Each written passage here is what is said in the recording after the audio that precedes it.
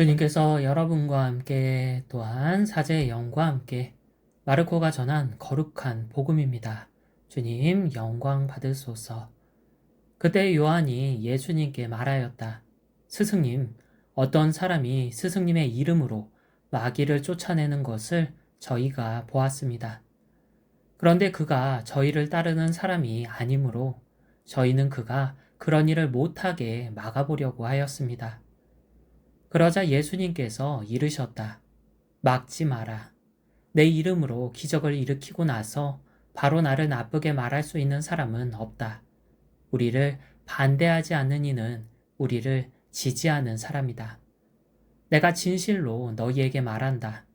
너희가 그리스도의 사람이기 때문에 너희에게 마실 물 한 잔이라도 주는 이는 자기가 받을 상을 결코 잃지 않을 것이다. 나를 믿는 이 작은 이들 가운데 하나라도 죄짓게 하는 자는 연자매를 목에 걸고 바다에 던져지는 편이 오히려 낫다. 내 손이 너를 죄짓게 하거든 그것을 잘라버려라. 두 손을 가지고 지옥에 그 꺼지지 않는 불에 들어가는 것보다 불구자로 생명에 들어가는 편이 낫다. 내 발이 너를 죄짓게 하거든 그것을 잘라버려라. 두 발을 가지고 지옥에 던져지는 것보다 절름발이로 생명에 들어가는 편이 낫다. 또 내 눈이 너를 죄짓게 하거든 그것을 빼 던져버려라. 두 눈을 가지고 지옥에 던져지는 것보다 외눈박이로 하느님 나라에 들어가는 편이 낫다.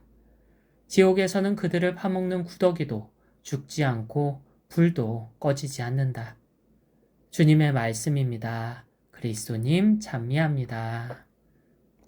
참 예수님, 제가 휴가 중 침묵 속에 기도하며 제주 올레길을 걸었는데요. 평화를 걷던 도중 뒤쪽에서 침묵을 깨는 소리가 들렸습니다. 큰 소리로 아저씨 하고 부르는 소리였죠. 저는 누군가 사람을 찾나 보다 생각하고 제 갈 길을 계속 갔습니다. 그런데 아저씨를 부르는 소리는 멈추지 않았고 오히려 점점 더 커져만 갔죠. 그래서 저는 무슨 일이 있나 싶어 뒤를 돌아보았는데요. 5, 60대로 보이는 자매님 한 분이 절 보고 이렇게 말했습니다. 아저씨, 길 좀 물을게요. 자매님이 애타게 부르던 아저씨가 바로 저였던 거죠. 순간 당황했습니다. 제가 평소 아저씨라고 불릴 일이 없었거든요. 저는 얼떨결에 길을 알려드린 후 제가 가던 길을 계속 걸어갔습니다. 그렇게 길을 가는데 고요했던 제 마음이 소란스러워졌습니다. 마음에 아저씨라는 단어가 맴돌며 이런저런 생각이 들었거든요. 왜 하필 아저씨였을까? 저기요도 있고 여기요도 있는데 왜 하필 기분 나쁘게 아저씨였을까? 나도 왜요 아줌마 하고 대답할 걸 그랬나 등등. 조금 전까지만 해도 고요했던 제 마음이 이런저런 생각들로 소란스러워졌고 이내 마음이 불편해졌습니다. 제가 그 불편한 마음을 어떻게 했을까요? 왔던 길을 되돌아가서 따졌을까요? 내가 왜 아저씨냐고. 아니요. 저는 마음속에서 외우던 기도문을 더 크게 외웠습니다. 주 예수 그리스도님, 저에게 자비를 베푸소서. 제게 들러붙어 온갖 나쁜 생각을 불어넣는 마귀를 쫓아내기 위해서였죠.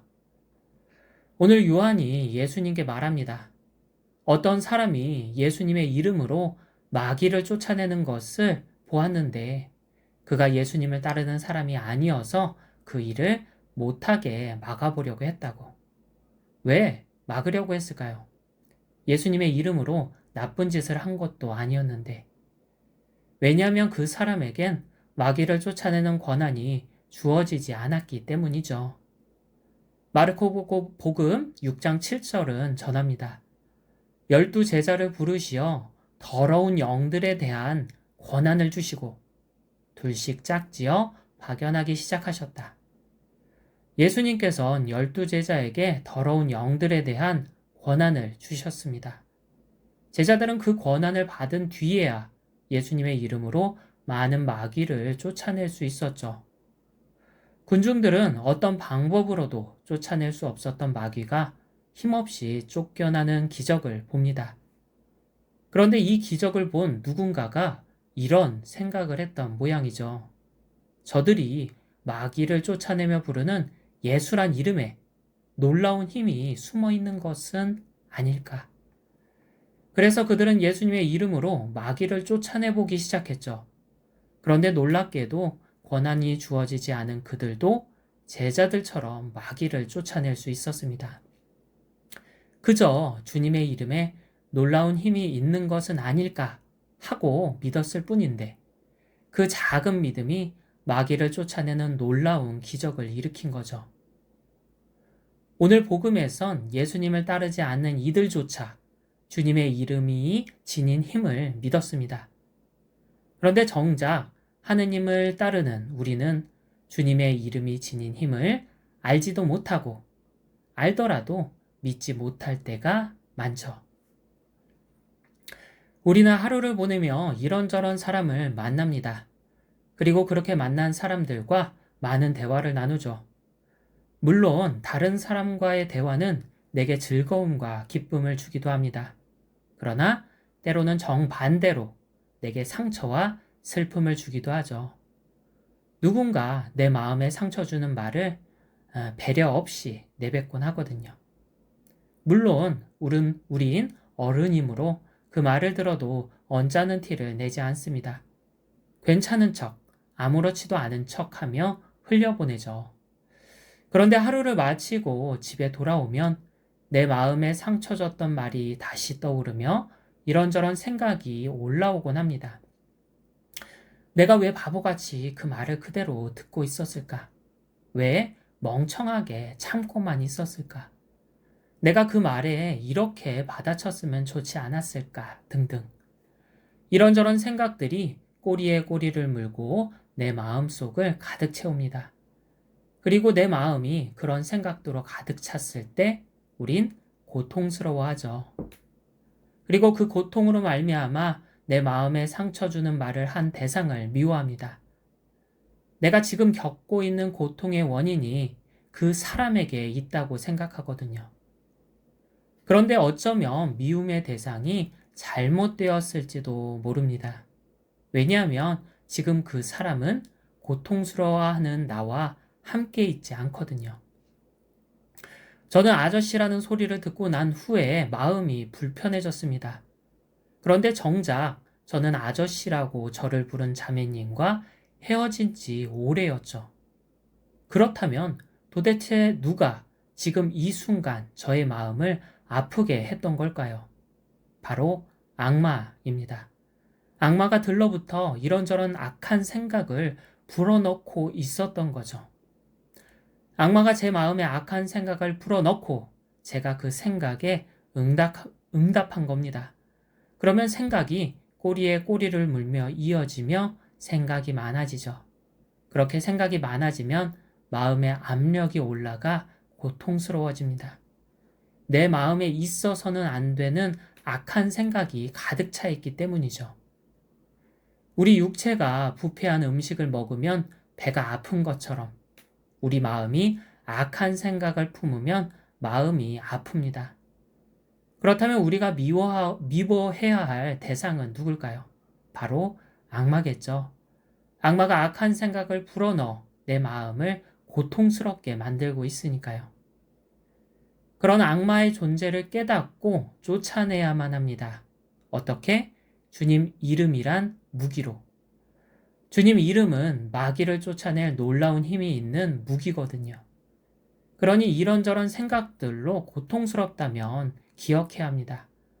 마귀가 내게 들러붙어 악한 생각을 불어넣고 있다는 사실을, 그 사실을 깨달았다면 이미 내게 주어진 무기를 떠올려야 합니다.